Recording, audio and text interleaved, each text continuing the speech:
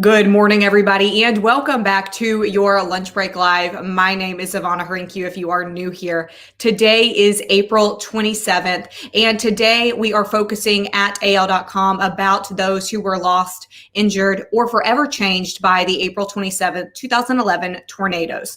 We know there were dozens of tornadoes that ripped across the state, and there is nobody who can tell us about those storms better than Alabama's own meteorologist, James Spann. James, I know that you have been in this business for quite some time, and you were working at ABC 3340 as a meteorologist on April 27th, 2011. That's a day that changed many lives. So I want to hear what you remember about that day. But first, while we're giving people a chance to start tuning in, I do have some basic facts about the tornadoes. I know it's been 10 years. Most of us don't forget. But if those details are fuzzy, there were 13 deadly tornadoes, many more as well. There were 29 storm tracks that covered more than 690 miles. 240 people died 240 people died, and over 2,000 were injured in Alabama. James, tell us about what you remember about that day. You know, it was funny, Ivana. I really missed it in terms of the history of the day and the magnitude of the event when it was happening. I totally missed it because I was just too busy.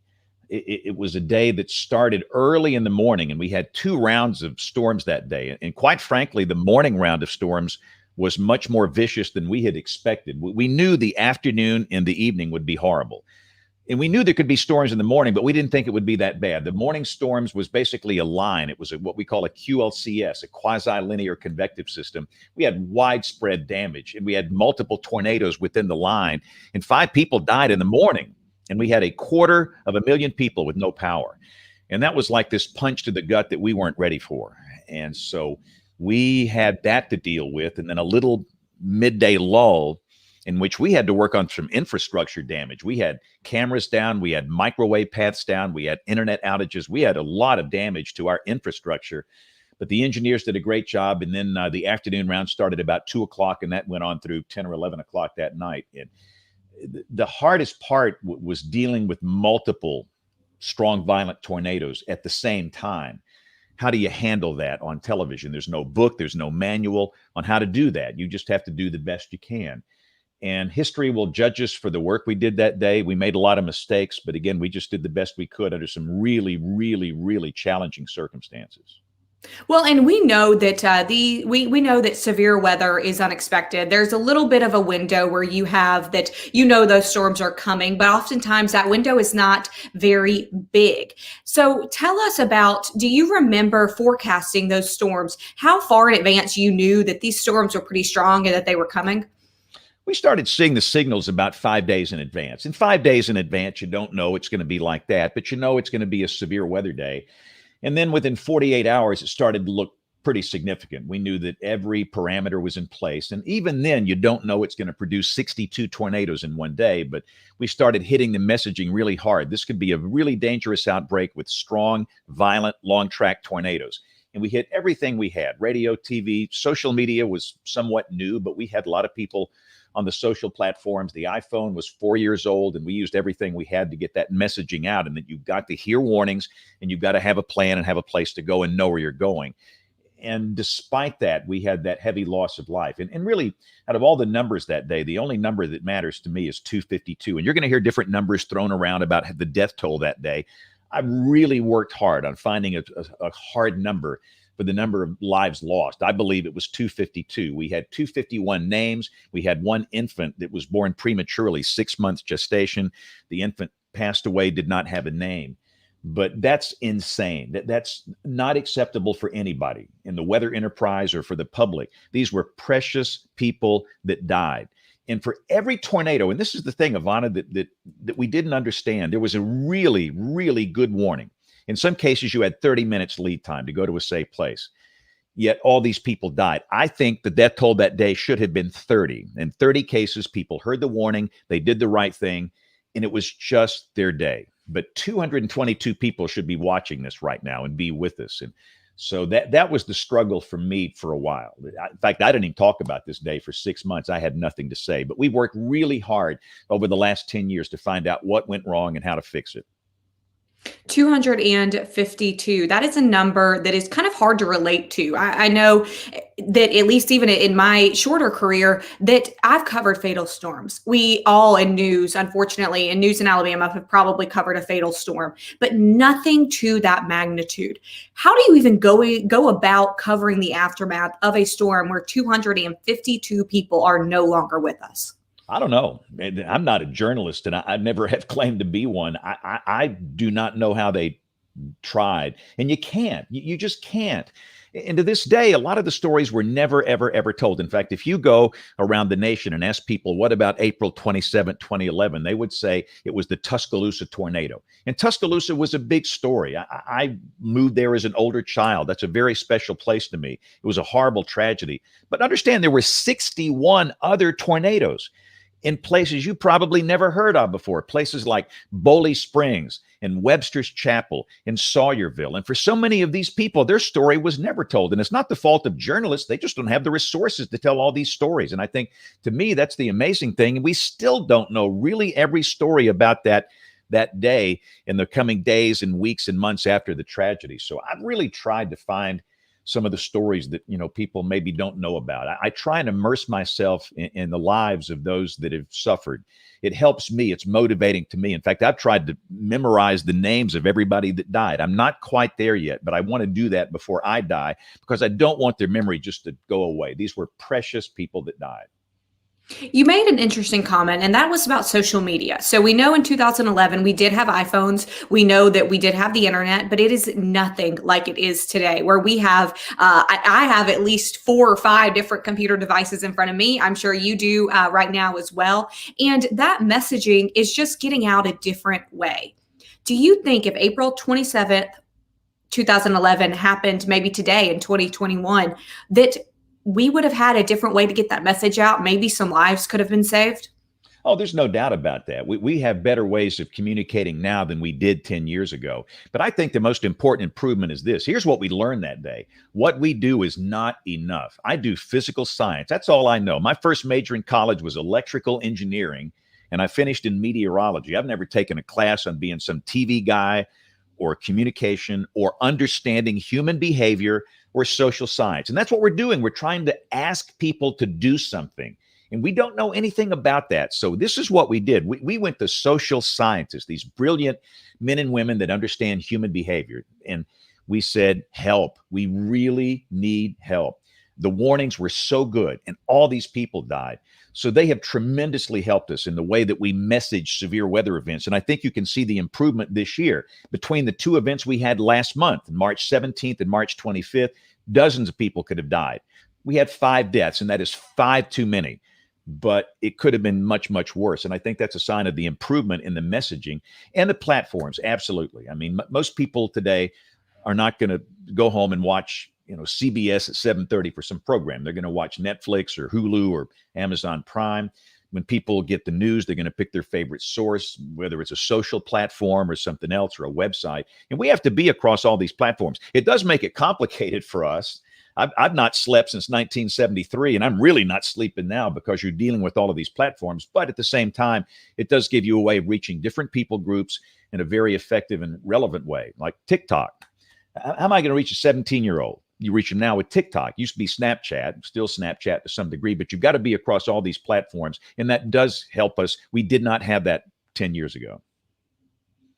Are you on TikTok? That's now the burning question. Yeah, what do you mean? Come on. That's a great, I'm a great follow. Spann WX. I'm not a creative, so I don't do the, really creative stuff, but I'll put a lot of video over there, and that's what people watch. So yeah, you have to be. And again, I don't, I'm not over there just to be there. My job in life, this is why I think one of the reasons I was born, it's to mitigate loss of life when there are tornadoes flying around here. And if I can reach somebody on one of these platforms, then I need to be there. And the one thing you have to understand when you do weather is, first off, you have to understand the people, the culture, and the geography of the place where you serve. And I'm old as dirt. I've been here forever. I understand the geography. I mean, I got that down. And I think I understand the culture. I hang out in Dollar Generals. I bet you've never been to a Dollar General before. I have only because my grandmother loved a good Dollar General, and I Yeah. don't remember why. I don't remember why Dollar General over Dollar Tree was better because I'm a Dollar Tree kind of girl, but for some reason she picked the Dollar General. Yeah, but to me, it's a great place to talk with people. And at the same time, I need to be in the Dollar General. I need to be in the hipster joints in an Avondale or a place like that, that people your age, because I have to reach all these people. And I don't need $100,000 research project. I did go to Walmart, a Dollar General, or to some hipster place and talk with people. So you have to understand that part of it, and that will help you learn their needs and how to communicate with them. And you have to establish trust with them before the tornado day. I mean, I couldn't walk into Oklahoma City and be successful because I'm a stranger in a strange land. But here I've worked really hard to establish a relationship with people before tornado days, engaging with them. If they come to me with a weather question, I'm honored they came to me out of all the weather people in the world. And I try and answer them and respond to them, and they start to trust you. And if they see you, kids see you on TikTok or whatever, they know who I am. They might not know that I work for a TV station, but they know who I am. I do weather. And if they need me, they can come find me. So it's important to be across all those platforms. But we didn't have it 10 years ago. It was basically good old radio and TV, which is still how most people get weather information today. And I want to get back to that one. I'm not going to let you off that hook, but I want to ask you something. And that's something that I've even seen in my short career. And that is that there are some people and there are some places that are almost tornado magnets. It always seems to hit the people who are the least prepared to deal with it. And you look at people like Miss Fay Hyde. We know there was that photograph that became iconic of the storms, and her house, I believe, was in Concord. And she was holding her grandchild on a mattress outside of her destroyed home. That photo was taken just about 10 minutes after that storm ripped through. And we caught up with her recently, and she's had even more tragedy struck. Her husband died of coronavirus earlier this year. Why are there some people that it just seems like they always happen to be in the path of a tornado? I don't know if I have a good answer for that, but I will say I think what happened in March of this year is a reminder it doesn't always work that way. In March of this year, you had some tornadoes hitting some very affluent suburbs in Shelby County. It was not a trailer park. It was not a lower income part of the world. These were folks that have a lot of means, and they don't always happen in the lower income communities. They don't always happen at a trailer park. So they can happen anywhere. And that's one of the things that we fight. A lot of people think, well, tornadoes just happen in Oak Grove and Pleasant Grove and Rock Creek and Pratt City and the da-da-da-da-da-da. No, they don't. If you do a study of the tornado activity in the state in the 1920s and the 1930s, which was really violent. In fact, we had a generational outbreak March 21st, 1932. Guess where most of the tornadoes came through? Shelby County, the southern part of the Birmingham metro, as opposed to the northern part of the metro, where they mostly have happened here in the last 20 years. So I'm not so sure they always affect those communities. They can affect anybody. And everybody's got an excuse why they don't happen. The big one in Alabama is mountains. Oh, I got a mountain over here, and they always split and go around. No, they don't. The large violent tornadoes are steady state. They don't change direction. They don't turn. They don't curve. They don't split. They're very steady state. Now, smaller ones can be erratic, but I'm talking the big ones that do most of the damage. So we have to do a better job of messaging to people that, hey, I don't care where you live. I don't care what your grandmama says. And I love your grandmama. She's great. They tell great stories, but sometimes what they say is not quite right when it comes to weather. That was always ours when I lived downtown for quite a while. I went to college downtown, and that was always the thing. It's like a tornado is not going to come in the south side because of the mountain. Oh yeah. Look, in 1966, there was a horrible tornado in the western part of Birmingham. In 1966, the Walmart of the day was this big store called GES. And there was one across from Rickwood Field out around Lom Avenue near Princeton Hospital. Tornado came through there and just tore that place up. And by the grace of God, it lifted before it got into downtown. There will be a tornado in downtown Birmingham one day. I don't know what day that's going to be, but that's going to happen. I hope it doesn't happen on my watch. But downtown Birmingham is just as likely to have a tornado as Homewood or Hoover or Pleasant Grove or Oak Grove. It can happen anywhere. You mentioned a few minutes ago about how you try to get out in the community, how you try to connect with people. Do you think, and I guess do you hope is a better question, that connection will prevent people from dying from these storms? Yeah, and again, that's why I'm here. And what we did back in 2011 with these social scientists, I wanted to know why everybody died, every one of them, all 252. Why did they die? Do the best you can to recreate that. Talk with family members, whatever. And they did great research. And so we've taken that knowledge now, and I think we're better. The number one reason people died in 2011, the notion that you should hear some air raid siren. Most people today honestly think they're going to hear a siren before a tornado strikes, which is absolute insanity. This is like from World War II. And we've got to move past that. And I think we've done a good job of messaging that. They serve a limited number of people outdoors, and that's it. They've never been effective at reaching people in a business, a school, a church, a house, whatever. So you've got to have a weather radio. Most people in Alabama don't, which is insanity. Everybody's got a smoke alarm. It's the law. But guess what? You're going to have more close encounters with tornadoes and fires in your lifetime if you live here. And those things cost about $30. And for some, that's a lot of money. But every home and business needs one of those. And then on your phone, which is your second way, you got to have two ways. You've got to have the emergency alerts enabled. And I think we've messaged that. And the other, the other thing in 2011, and this is my fault, I knew this.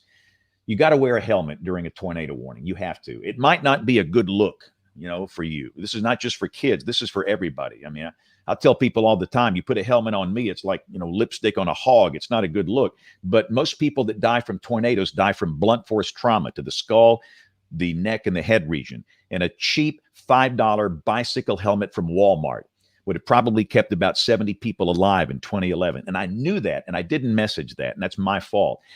April 8th, 1998, we had a horrible EF5 tornado in the western part of Birmingham that killed 32 people. One of those was Nathan Seals. Nathan was 8. The family was lofted. And I know a lot of docs by nature of, I volunteered at a hospital. They said if he would have had a bicycle helmet on, he'd be alive today. And there are many, many cases like that. And I knew that. So we've tried to hit those messages harder now than we did back in 2011. And I think that's really helped. And that will help in the future to reduce the loss of life. And let me just say this too. There's some people that don't do anything. I can't really help them.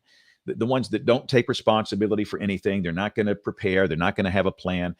I can't. But most people do want to take care of themselves. And those are the ones I want to help be prepared for the next time we have a tornado day. You yourself sustained, I know, some property damage recently because of a tornado. Does that give you a different perspective on people that lose their lives, have family members lost their lives, I should say, are injured, lose their property during tornadoes? Do you have a new way to empathize with those people now that I know that you sustained some property damage? I think you have to. Anytime you take a direct hit, you're going to immediately have empathy in a different way. I've always known that could happen anywhere. I say this all the time. Tornadoes happen to real people at a real place at a real time. And it's always somebody else. That's what people think. But that's not true. It can happen to you or anybody. And when it does, yeah, it puts something different in your mind. Goodness. I mean, I can look out this window here and see halfway to Memphis now where used to be trees out here. And I think how blessed we are and that the roof on this house stayed on. In theory, it should have gone off. But this was an EF3 tornado here. But yeah, it's scary. And, what we have to do is just educate. That's the thing. It doesn't have to be scary. I'll never forget when I was in first grade at W.O. Palmer Elementary School in Greenville, Alabama. I bet you've never been to Greenville, Ivana. I'm from Butler County, which is in South Alabama, but a fireman came in and talked with our first grade class and Miss Porterfield's class. And they told us what to do when there's a fire. You stop, drop, and roll. You know what? I've never been afraid of fire since that day, since that fireman came in there and talked with us. And we have to do the same thing with tornadoes. And I like to start with kids. And if you know me, during normal times, I'm in a school every day. I would teach third grade science if I didn't do this. But I'm in schools and I just talk to them. And I like to talk to them about the science behind tornadoes and storms, but what you need to do. And if you understand what to do, you're going to be fine. And the thing that every child and every adult has to remember, the odds of being hit by a tornado, even on April 27, 2011, one of our worst days, a generational day. These kind of days happen every 40 years. Most Alabamians didn't have any damage, April 27, 2011. So even on a day like that, the odds are low. But at the same time, you just have to be prepared. And as long as you know what to do, we'll be fine. We can get you a new house. We can get you a new business, but we can't get another you. You have to take care of yourself. Got a comment here from Laura. Says she's from New York. She moved to Alabama in 2009, and the best advice was getting that she's getting today, and she's going to buy a helmet today. So Yeah, you have at least convinced one person to go get their helmet. That's so important. I mean, I can't tell you how many people have really been severely injured or they've lost their life because of this blunt force trauma issue. And we just have to do a better job of messaging that. And the other thing, Ivana, that I think we've really picked up on from the social scientists, you know what they told us? They said, you're missing your greatest resource when it comes to getting people ready for a tornado and letting them know that you're in a tornado warning polygon. The people, the public, you're not using your greatest resource.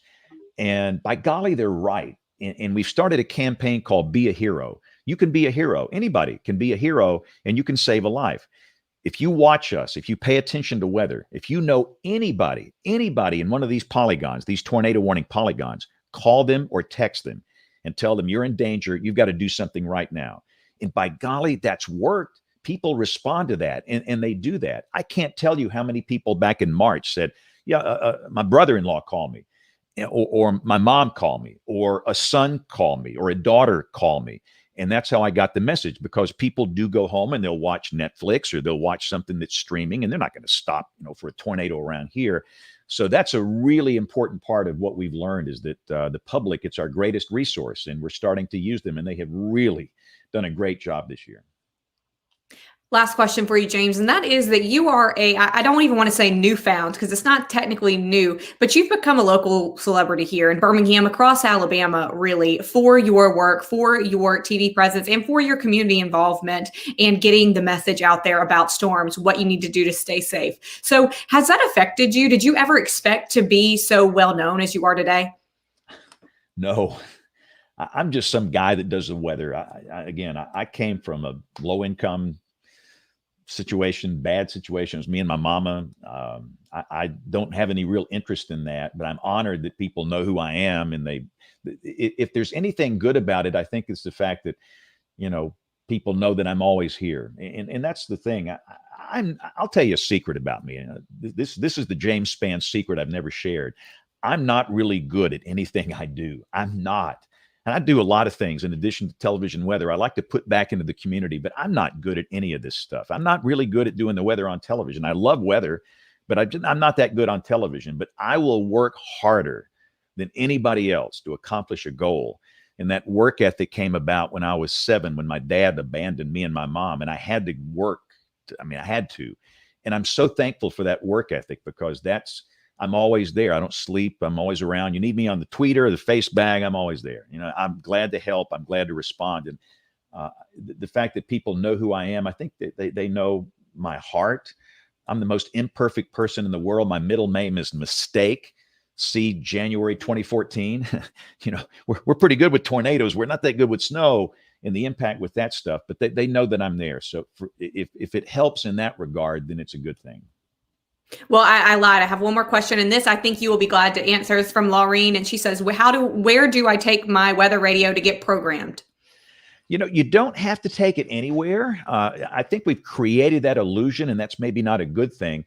It's not that hard. All you have to do is know, what counties that you want to receive. And I would pick your county, obviously, the one where you live and the one immediately to the west. And there's a list on the web from the Weather Service of all the county codes, and you can program that yourself.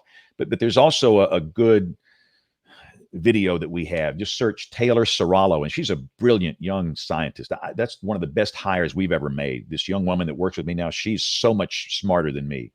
But Taylor did a video on how to program a weather radio. So just search that on the internet, and you'll see that. And I got to plug one more thing. We released a book today. I don't want to promote books today, but while we're here, if I didn't write this, I was going to be haunted every day until the day I die. About April 27th. It's called All You Can Do Is Pray. I said that on the air. I don't even remember saying that. A lot of the stuff I said, I don't even remember it. But it's untold stories. I wanted to preserve the science, the emotion of the day, and stories that were never told. So the pre-sale is up now, spanbook.com, and that's my promo for the day, and I'm done. We will leave all of those links to Taylor's video that James mentioned, to the book, to all of James' social media channels. And of course, you can find him on ABC 3340 and on their website. So James, thank you so much for coming and helping us mark this day. We know, again, 252 people lost their lives, thousands more were injured, and many more, unfortunately, their lives will never be the same. So thank you for marking this day with us. And everybody, thank you for watching. Stay safe. Get your helmet today.